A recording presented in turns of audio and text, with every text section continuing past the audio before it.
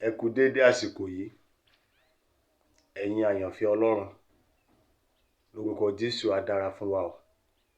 Mo kí gbogbo ẹ̀yin ọmọ Ọlọ́run pátápátá tí ẹ̀ ń wò mí, ọkàn yín á balẹ̀. Ọlọ́run Ísírẹ́lì á dá yín láre o, ojú òdẹ ní tì yín. Mo fẹ́ bá wa sọ̀rọ̀ ìyànjú kékeré gẹ́gẹ́ bí ẹ̀mí Ọlọ́run ṣe fi sí mi lọ́kàn láàárọ̀ yìí, pàápàá jùlọ lórí ọkùnrin àti obìnrin, èyí tó ń dá gbé, èyí tó ń dá jí tó ń dá sùn, àti ẹ̀yin ọkùnrin tí ẹ̀ ń wá aya rere, bẹ́ẹ̀ ni ẹ̀yin ọkùnrin tí ẹ̀ ń wá ọkọ rere. Bóyá ẹ̀yin tí ìgbéyàwó yín ti kùnà ní ìgbà kan rí, ṣùgbọ́n tẹ́ ń wojú Ọlọ́run fún àánú àtúnyàn.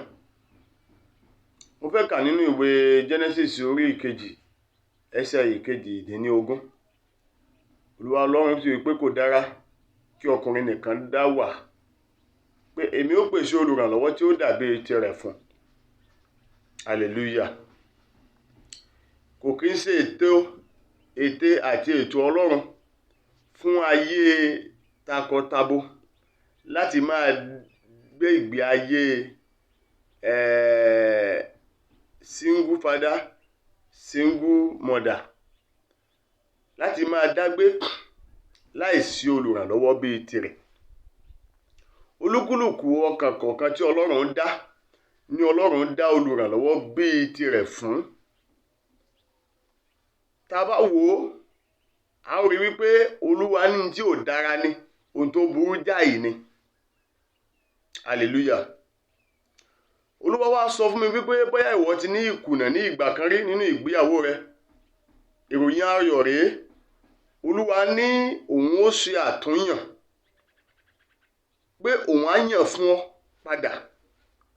Ṣùgbọ́n Olúwa wí pé kí n sọ fún yín pé kí ẹ béèrè fún àánú láti orí ìtẹ́, pé kí ẹ béèrè kí ọ̀run ṣí, kí òun yín kó gòkè tọ̀ Ọlọ́run lọ, pàápàá jùlọ ẹ̀yin obìnrin.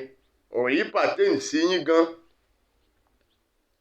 pé kí Ọlọ́run kó fi àánú wá yín rí, torí pé à ń fi yé mi wípé ọ̀pọ̀lọpọ̀ obìnrin ló jẹ́ single mother, ṣùgbọ́n tí àwọn ọkùnrin ń rí sá, tó jẹ́ wípé àti bá wọn rìnrìn àjò ó nira fún ọ̀pọ̀lọpọ̀ ọkùnrin. Bẹ́ẹ̀ ni ọkùnrin míì sì ní ìṣòro àmúbọ̀ aya.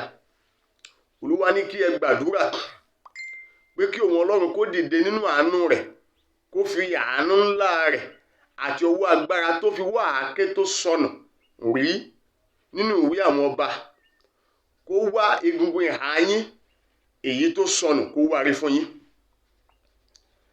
Ẹnìkan kì í bá egungun ìhà rẹ̀ jà tàbí dákàngbà nítorí pé ó jẹ́ ti ìhà rẹ̀ gangan.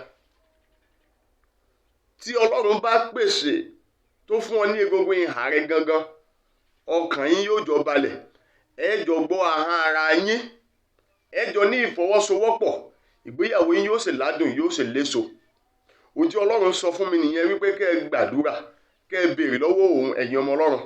Ìwọ tó bá ń wò ó, o lè share rẹ̀ fún àwọn mìíràn kán lè jẹ àǹfààní rẹ̀. Wá gbàdúrà, ẹ ka Psalm 24, Olúwa tó ní ilẹ̀ ayé àti ẹ̀kún rẹ̀, pé ní gbogbo ibikíbi tí egungun ìhà tèmi lágbájá, ọmọ lágbájá wà, Olúwa so mí pọ̀ mọ́.